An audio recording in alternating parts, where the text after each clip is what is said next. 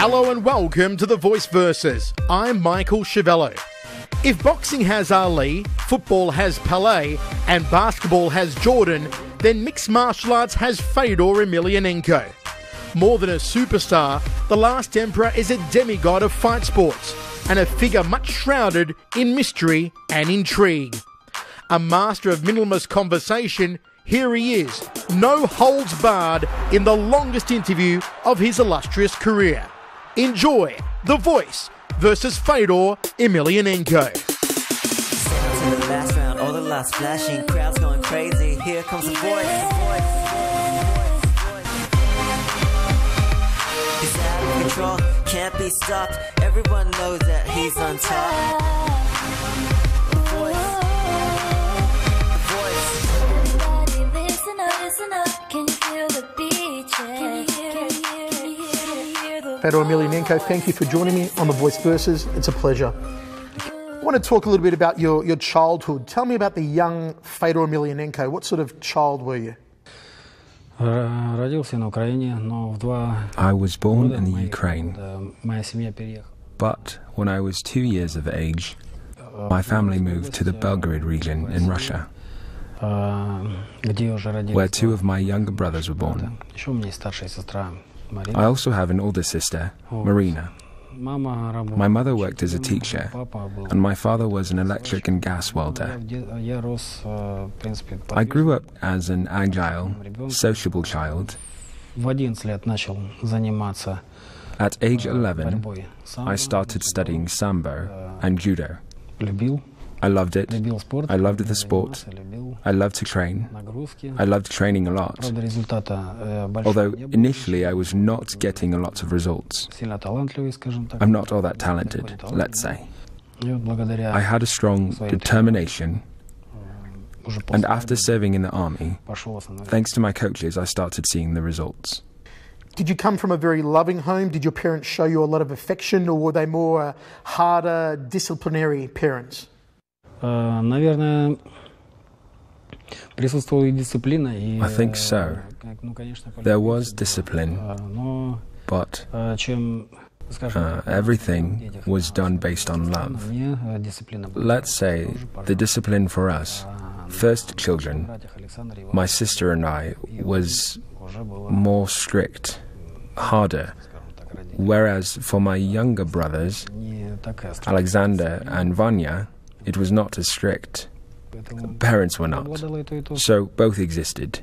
Where did the athletic genes come from in your family? Was your father or your mother athletic? Did they box? Did they do martial arts? Where did the genetics come from for you to get into martial arts? Well, definitely my parents were into sports. My father boxed as an amateur for himself, and my mother was into gymnastics, also as an amateur. I think every little boy during his childhood in Russia dreams about becoming strong and being a master of combat sport. This aspiration and my parents' aspiration and love for sport has made me who I am. Why was it judo and sambo you got interested in from an early age and not, say, boxing, which when you were growing up would have been more prevalent than judo and sambo? My coach, my first coach, worked with my mother. She was a teacher, and he was also a teacher. I regularly visited my mum at work, and when he saw me, he invited me to join his class, Sambo and Judo. This is how it all started. That is, that my coach invited me, not based on my conscious choice of some type of sport. For us, Sambo was something special. Sambo was some sort of unique type of sport. The same goes for Judo. So when I was invited, I happily ran there to the class. When the Soviet Union began falling apart, many great Russian fighters ended up becoming mobsters, most notably a man called Ottari Kvantrishvili, the former Soviet Greco-Roman wrestling coach. Did you ever find it hard at that time to stay away from that criminal element that was so prevalent in Russia and I guess so attractive to so many fighters at the time? Ну, случается так, что разные периоды бывают в стране, разные... Well, there are different types of people in the country, different economic hard times as well as crises, Те же кризисы. and sportsmen go through different crises. Переживали разные кризисы. У меня, слава богу, не было. Thank God I didn't have this Я interest. никогда не тяготел, никогда не смотрел. I never gravitated towards it, Для меня never looked in the direction of crime. всегда привлекал. The only thing for me was Даже когда были... I was always enticed only by the sports. Even during hard times in Russia, Всегда старался держаться. I always tried to stay away from crime. In the early 1990s, when I was working in radio, I used to interview a lot of Russian tennis players, Andrei Chesnikov, Natasha Zvereva, and one thing that they both told me was that they used to feel the presence of the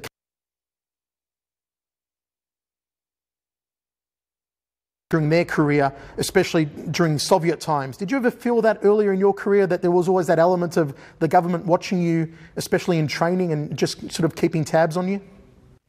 Нет, такого никогда не было. No, Я уже... this never happened to Я me. выступал When I was in Russia, I competed at the end of the 1990s, early 2000s. в 2000-х And годах. Нет, этого не было. There was no such thing. Between 1995 and 1997, you spent 2 years in the Russian military. Tell me about that experience. What was that experience like? Was it a hard experience for those 2 years in the Russian military? Я служил в российской армии. I served in the Russian army, and for me, Армия, я I support every young man in the army. служил в армии. It allows him to become courageous, Позволяет and укрепить свой it allows him to strengthen his character. Каждый, наверное, молодой человек должен Every young man should be able to stand up not only for himself, семью, за свою страну. but also for his family and for his country. Эти 2 года, ну, так I served for 2 years. в For the first, I served at a fire station, год служил там. and the second year at the tank division. I liked it. Did you ever experience any dedovshna in the army? Какие не слова знает. I wouldn't call it, Нет, наверное, это не hazing per se, Но уважение but there was respect for senior officers. Did any of that aspect of your military training influence your fight career later, play a positive? Did it help your fight career later on that you spent 2 years in the Russian military? Да, наверное. Я уже сказал, что армия позволила, скажем Yes, так, probably. жить As I said, без опеки родителей, the army allowed me to live without parents' guardianship в таких and to live with a stern group of men армейских. in army conditions. Поэтому меня это только закалило. That's why it only hardened Я me, чувствовал, что and I always felt that serving in the army did me good. You were once managed by a man named Vladimir Pogodin. Was it true that Pogodin asked you to take illegal steroids?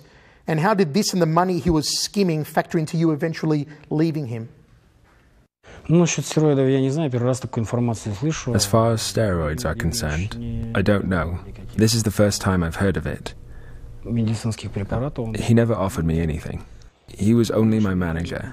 As far as our personal relationship, it will stay our personal relationship. I'd say that I met a more competent manager, Vladimir Finkelstein, who, as a manager, was stronger than Pogodin, Как профессионал, как менеджер. and just a better businessman, so I aligned with him for that reason. Up next on The Voice Versus. All my fights are dear to me. They were all preceded by hard training, and I remember every single one of them.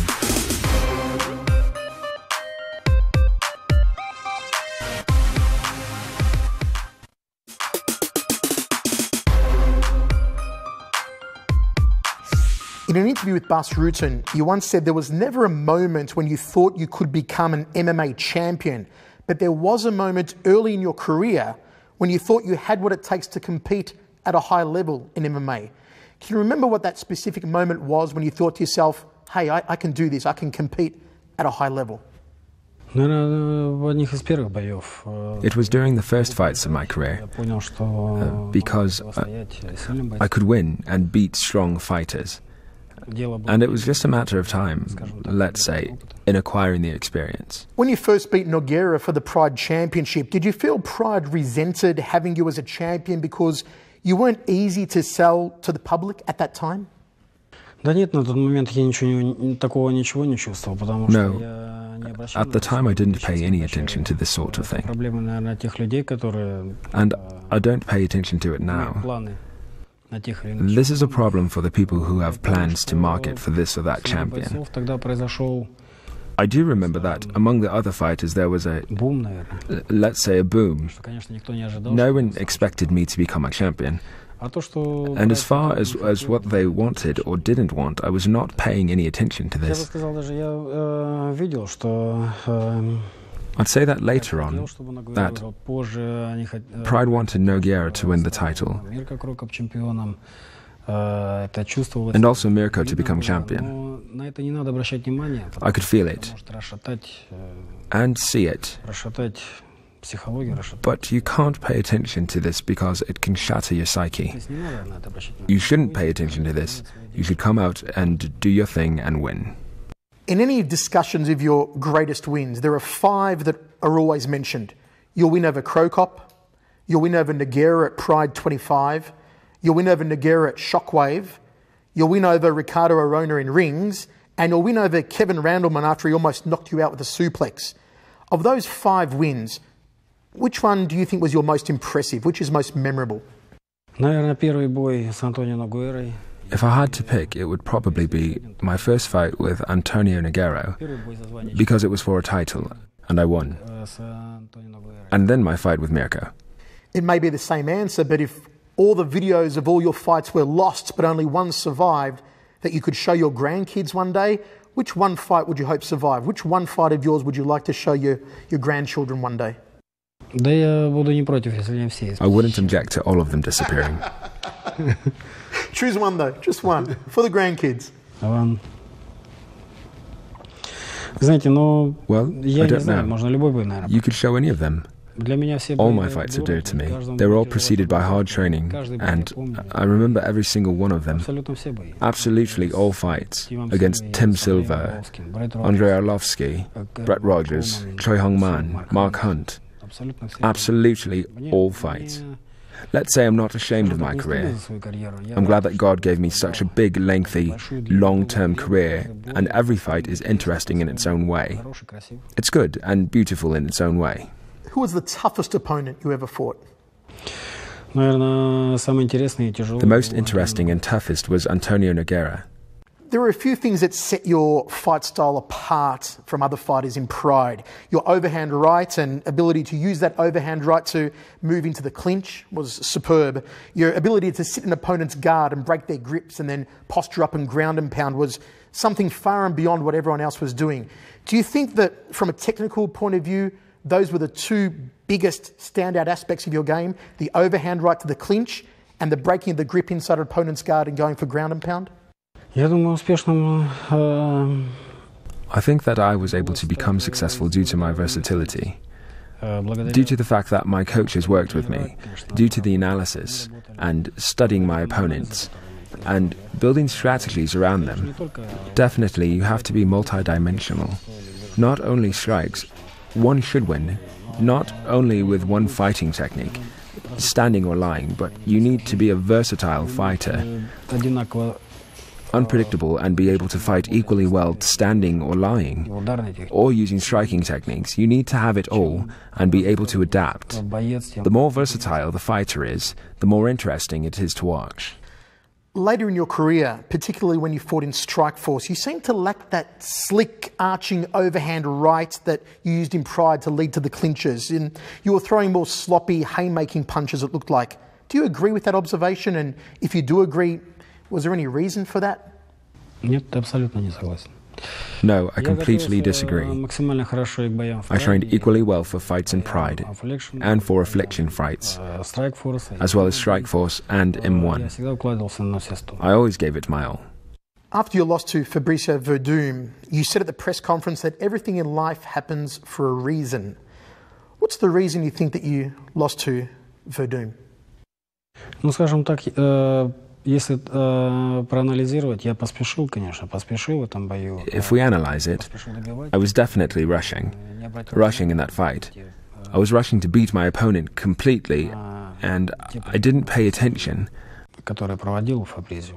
I was careless to the techniques that Werdum was applying. Я был поосторожнее немножко. If this happened earlier, maybe I would have been more careful. Как можно быстрее. But I wanted to finish the fight as soon as possible. Фабризио упал. That is, I felt a sense of victory when he fell down. Вот. Почему? Ну, I wanted to beat him completely, to finish the fight. поэтому я не знаю. Why? Well, thank God it happened. I don't know. Богу за то, что I'm он very дал grateful мне to God for what he gives me. победы, Victories, победы и поражения. remarkable victories, but you have to go through the defeats. Поэтому слава Богу за все. That is why I praise God for everything. Up next on The Voice Versus. Крови. I don't have any psychopathical glances. I simply do not play a stare-down game, a game of who will frown more. Те мысли о слов-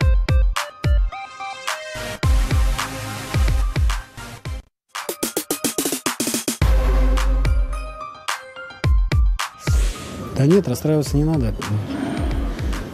Жизнь продолжается, и надо благодарить Бога за все. You shouldn't be disappointed that I'm leaving. Life is going Рано on. или поздно придет, и я думаю, что... I want to thank everybody who has supported me, Вот, ну, and eventually the time to go someday will come. хотел бы очень поблагодарить, конечно. And this is my time. My time has come. After your retirement was announced, the Los Angeles Times ran an article that stated in its opening paragraph, Fedor Emelianenko, a Russian bear of a mixed martial arts heavyweight, whose greatness includes the asterisk of never participating in the Ultimate Fighting Championship. The asterisk of never fighting in the UFC. Do you feel that, given that the UFC is the biggest MMA organisation in the world, and for a lot of people, UFC is the be-all and end-all of MMA, you having never fought in the UFC, does it tarnish your legacy at all? Ну, если UFC не захотел, чтобы я там бился, я же не Well, могу. the UFC didn't want me to fight there, so what could I do? На самом деле, когда я бился в Прайде, когда мы бились... We were unable to make a deal. бились They offered unacceptable conditions. Когда UFC переживал очень... Actually, when I fought in Pride, we had the best fighters in the world. И на тот момент Прайд собрал лучшего бойца. Back then, the UFC had a very serious and big crisis. Даже когда уже, They were going through some hard times being able to get top fighters. скажем так, набрал обороты, я не сказал бы, что UFC... All the best fighters were in Pride. На сегодняшний день UFC... Later on, when Pride ceased to exist, the UFC didn't immediately pick up speed. Currently, the UFC is a super organization in the world, probably the best. There are several top fighters in every weight category, and in general, it is hard to see the whole picture, I'd say. So there are some fighters whom it is interesting to watch, but the rest of them, well, it's not interesting for me. You had dealings with Dana White, you met with Dana White. What were your impressions of Dana White? What sort of person was he? Ну, когда мы разговаривали, он... When we talked during face-to-face conversations, he didn't behave in a rude or bad way. не позволял себе наглости. I'll say there was nothing provocative. Ничего вызывающего. But later in some interview, somewhere separately, I heard that he spoke out and was very disrespectful. Хорошо, но... But in our conversation, he was very reserved and very respectful. The thing that really is a shame, it's such a horrible thing in history. It's almost like Floyd and Manny not fighting in their prime. The fact that Werdum hold this thing out and stretched it out and played all his goofy games that he played throughout that time, Fedor could have been over in the UFC and we could have got the best fighting the best. I wanted to ask, you know, dealing with M1, with Werdum as you call him, must have been a crazy experience. Can you name one of the craziest stipulations they tried to put on you for getting Fedor in the UFC? Building an arena. In Russia? They wanted us to build an arena in Russia. The thing that makes me not respect Werdum at all, I don't know, maybe it's not a good thing with me. I say everything exactly how it happened. All the things that he wanted us to do behind the scenes that I would say publicly, he would lie about and say it wasn't true because he'd know people were thinking he was a lunatic. Is it true the UFC actually offered you $5 million guaranteed to fight for them, for one fight? Нет, это неправда, но давай No, this is not true. касаться того, что было. But maybe we should stop talking about the past. How close did you once come to actually fighting Randy Couture? There was a lot of talk about that, and you must have thought you were particularly close when you took head-to-head photos with Randy at Affliction headquarters in Los Angeles? Because I've seen the posters of the head-to-head photos of you. You must have thought it was going to be close one day. Мы предполагали, что такой бой We может thought the состояться, fight might occur, но, but later we found out that Randy had a relationship with the UFC and he couldn't get involved with another organization and the fight wouldn't happen. How do you think a fight between you and Brock Lesnar would have gone down? How would that have ended? Никак не думаю. I don't think about it. Я не думаю об I don't боях, think about которые fights that didn't happen. You always advise fighters not to think about a fight before a fight, not to pump themselves up, or they risk being burnt out by the time they reach the ring. Is that why you always come to the ring without even so much as a smile? You're always very plain-faced, very emotionless? Are you trying not to burn yourself out before you get to the ring? Ну, конечно, это одна из причин, но я всегда... Mentality was part of it, but this is not the only reason. Русский народ, поэтому я не позволял себе никогда... I always remember that I represent myself, but also my country. Агрессии по отношению к своему сопернику. People are making judgments about Russian people based on me. Настоящий боец, сильный боец всегда должен... This is why I never allow myself any aggression towards my opponent. И я считаю, что... A fighter, a real strong fighter, should always look dignified and calm. То есть сильный человек, он не будет... And I believe that any expression of aggression is an expression of weakness. Какие-то выходы... A strong person will not be nervous and will not express aggression towards his opponent. He will be confident in his abilities and his training. Then he will face the fight calm and balanced. In Fighters Only magazine, a psychologist once wrote of you, and I quote, "The best when it comes to the stare down is Fedor Emelianenko. Watch him. He does not make eye contact, and his entire expression is extremely relaxed. You would think he is about to perform a ballet or something. But here is the crucial thing. When the referee tells them to head back to their corners, Fedor suddenly darts a short look directly at his opponent, or through his opponent, I should say. This kind of look is associated with antisocial behavioural disorders and psychopaths. They don't look at you, they look through you." Your stare down was, you understand what I mean. Your stare down was scary. Do you think, Fedor, like this psychologist says, that inside every fighter there is some trace of antisocial behaviour or psychopathy? Ну, я думаю, что этот человек, психолог, невнимательно осмотрел. В любом I think случае, that this person was not a very observant psychologist. I always looked at my rival or my opponent in his eyes during weigh-ins. And you can look at pictures that were taken of us. Когда смотрю в глаза... Before the fight, I always look at my opponents. Никакого неудобства, просто я не... I do not feel any discomfort when I look in the eyes of my rival Сильнее нахмурит брови. or То opponent. есть мне это шоу не интересно. I don't have any psychopathical glances. Стараюсь мастерством своим... I simply do not play a stare-down game, тем мастерством, a game of who will frown more. завоевать публику.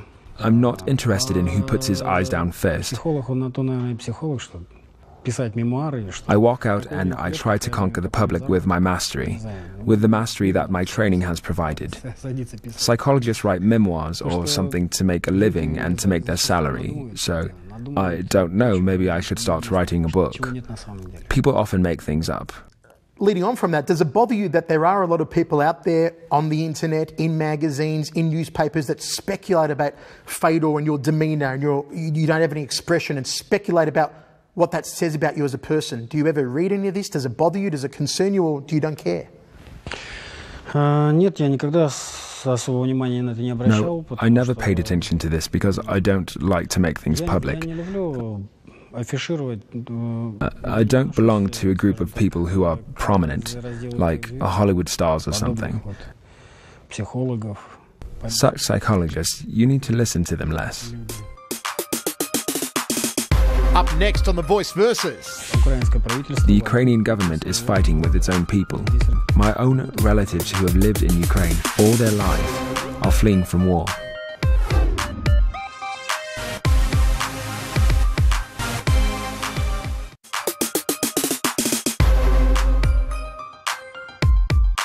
You are a devoutly religious person. You became connected to God after an incident that happened at the De Vivo Monastery. Can you tell me what happened that day at the monastery and how you became connected to God? Ну, скажем так, я всегда задавался вопросом, что будет после смерти. Well, I always thought about what's going to happen after death. За звездами там или... I always thought about what's out there, где Бог. beyond the stars, and which religion is the best. Почувствовал я присутствие Божье именно Where is God? I felt the presence of God through the Orthodox religion in Lviv, when we had a tour and touched the holy shrine and holy relics of holy people. When I learned about another life, far away from sin, let's say, I truly found in this life, my conscience became different. It got clear. It became a lot stronger. Which played a greater motivation for you? Winning for yourself, winning for God, winning for your family, or winning for Russia? Нужно правильно расставлять приоритеты. Прежде всего, Господь Бог. One needs to set the priorities right. Потом, first of all, for God, семья и Россия. Then family and Russia. Для меня семья. For me, family and Russia are not separate, but definitely family. That is my relatives. My family and Russia is one and the same. I understood that I competed for Russia and also for honor of my dear and loved people. So I also compete on their behalf.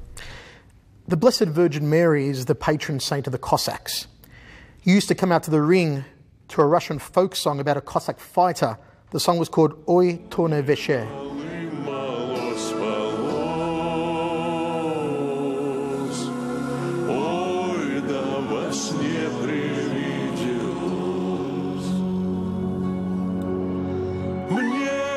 Is praying to the Blessed Mary Virgin a big part of your pre-fight ritual? Was it a big part of your pre-fight ritual? For me, it wasn't a prayer. It wasn't a ritual. It is simply a song that I liked. And I like a song which makes me feel good. I wouldn't say, no, I never made a ritual out of it. It was just simply a song that I liked. You once said that after the losses you had in America, you didn't need to recover psychologically because a person who lives with God doesn't need to recover psychologically. Did you have to recover spiritually, though, after the losses? Spirituality is always in a person. I go to church, I attend sacraments, church sacraments. I always find strength in a prayer. That is, a person who lives his life with God. He can't imagine himself without the church. That's why when I return home, definitely I go and attend church. Your manager Vadim Finkelstein once told the New York Times when talking about your popularity in Russia, I quote, "It would be nice if ordinary people knew more about him. It is somewhat insulting because he is nevertheless a national hero." Did you ever feel that more people should have known about your accomplishments in the ring, particularly in Russia? Да нет, я бы, наверное, пожелал бы меньше быть известным. No, I wish fewer people knew about me because it's difficult. Probably a lot of people in Russia know and saw my performances. This is why it's difficult for me sometimes to get around, even to walk with my family. I think the less popular you are, the easier it is for you to live, the calmer your life is. The less popular you are, the calmer your life is. Fedor, given that you were actually born in the Soviet Republic of the Ukraine, do you have mixed feelings at the moment in our current time, given the situation between Russia and the Ukraine?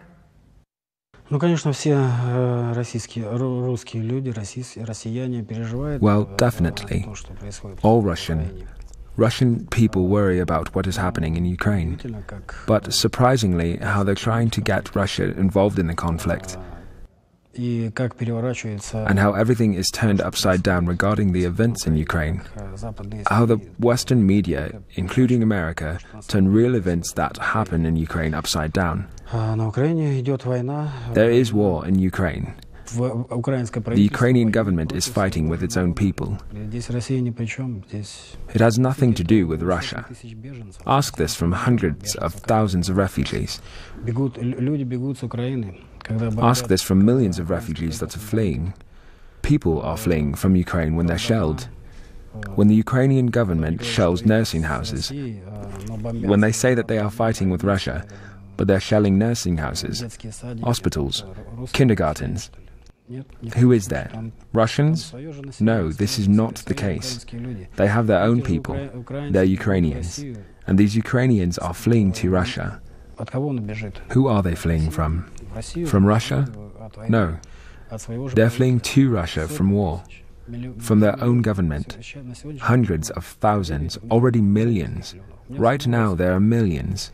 Ask these millions. Ask anyone. My own relatives are fleeing. My own relatives who have lived in Ukraine all their life are fleeing from war, fleeing from their own government. Up next on The Voice Versus. Everything that is portrayed in this movie about Russia, about Soviet Union, it is all lies.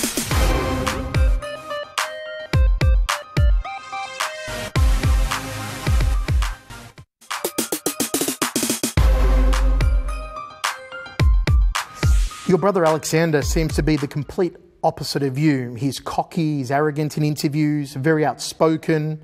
He's had run-ins with the law, covered in tattoos. Complete opposite to what you are. How did two brothers, same parents, same surroundings, grow up completely different? Well, I think it's clear from looking at us that we're brothers, that we have a lot of similarities. But it's also clear that we're different in many things. Why, how this happened, I don't know. The way God ruled is the way it happened. In an interview with Fightland blog, your brother Alexander once said, "The media shows me as a bad one and Fedor as a good one. You just don't know everything." What do you think he meant by that? I don't know what Alexander meant. I never heard this quote. I wouldn't like to comment on this statement. I think it would be better to ask him about what he said and not to discuss his words. You're good friends with President Putin. How did you first meet Putin? Well, to say that we're friends is an exaggeration. Well, we invited him to our first fight, which was held in Russia, in St. Petersburg, and he came. Mr. Putin is a judoka, of course, a very good one, so I hear. Have you ever had the chance to train with him, to roll with him? No, we didn't train together. He simply attended my fights. We talked some. But no, we never trained together. Jean-Claude Van Damme was ringside at your Yarennoka fight. He came into the ring and hugged you after your win against Hongman Choi. Was that a publicity stunt, or are you and Jean-Claude actually friends? It was temporary. When we communicated closely, he came to my fight with his family and we met prior to this, in France. No, it wasn't for the audience. These are normal people relationships. In 2010, you starred alongside Michael Madsen and Rutger Hauer in the movie The Fifth Execution. How did that movie role come about? A Russian motion picture company was making it. I was offered a role and people close to me were filming it. They asked me to take part in it. I was interested in the process of making a movie, and that's why I agreed to work on it. Is acting something you'd like to do more of in the future, or was one time enough? No, I tried it only for myself, simply to try. To see the process and what happens at the movie set and how a movie is made. One time was plenty enough for me. While we're on the movie theme, Josh Gross, the journalist, once described you as more Rocky Balboa than Ivan Drago. Would you agree with that? Your character in the ring and how you fought was more Rocky than Ivan Drago? Everything that is portrayed in this movie about Russia, about Soviet Union, it is all lies. Up next on The Voice Versus. True or false, you once tried to help your brother Alex break out of prison?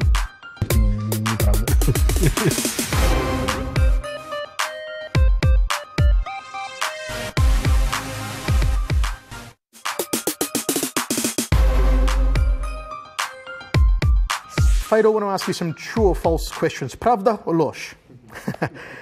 After every fight, the first thing you would do was to hold a prayer service in your hotel room. Как правило, да. Usually, yes. True or false, at the start of your career you fought under the Ukrainian flag? Нет, неправда. Я всегда бился за No, Россию. I always fought for Russia. Only in Japan there is such a category for place of birth. There they mention it. But I was born in Soviet Union and I lived all my life in Russia, and I am Russian.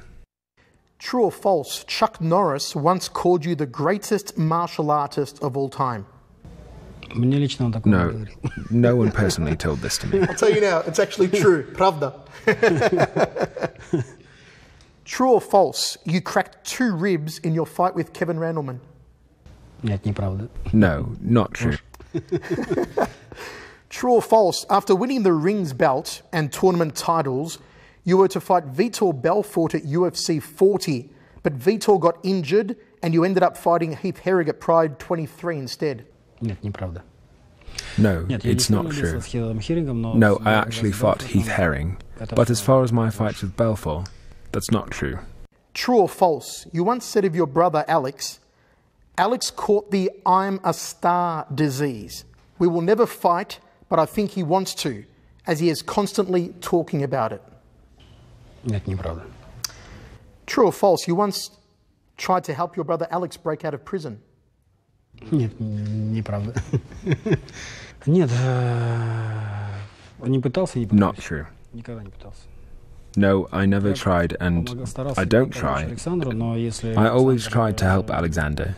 But if he does something wrong, he needs to take responsibility. True or false, you were made a samurai by the Japanese and given a samurai sword in an official ceremony? Нет. Мне подарили, No, не самурайский I was меч, not given a samurai sword, это не самурайский, but an ordinary sword. And there was no official ceremony. They just simply presented me with a sword.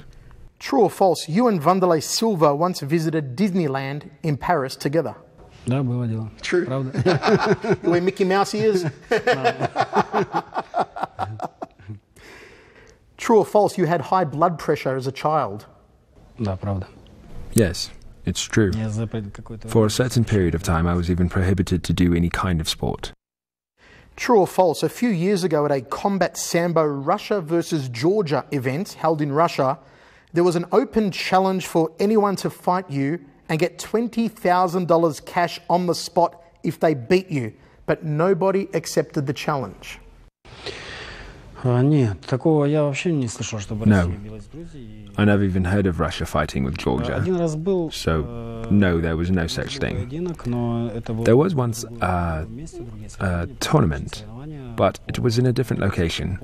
Another competition, an ordinary competition in Sambo, and I fought. I had a fight in combat Sambo. True or false, Jean-Claude Van Damme offered you a role in the movie Bloodsport 2, playing yourself? Жан-Клод что-то предлагал. Jean-Claude offered something. Скажем так. Let's say he tried to offer something, but he didn't offer anything specific. In any case, I didn't star in that movie. True or false, you were a qualified electrician and auto mechanic? No, not an auto mechanic, but electrician. True or false, you can bench press almost 400 pounds or 180 kilograms? It's true. True or false, in negotiations with the UFC, your management asked the UFC to build a new arena in Russia for you to fight in? Нет, неправда. Ложь. Not true. If you could fight, hypothetically, any fighter from the past or the present to test your skills against, any fighter, What one fighter would you like to choose, past or present? Отбился свое. I already fought my share. Господь дал мне такую богатую... God gave me a rich, eventful career, and I thank God for everything. Я уже... But I'm done fighting. I guess that rules out my last question, which was going to be, what would it take, if it took anything in the world, to get Fedor Emelianenko in the ring for one last time? Воля Божья. Only God's will. Fedor Emelianenko, thank you for joining me on The Voice Versus. It's been an absolute pleasure. Thank you. Спасибо. Thank you.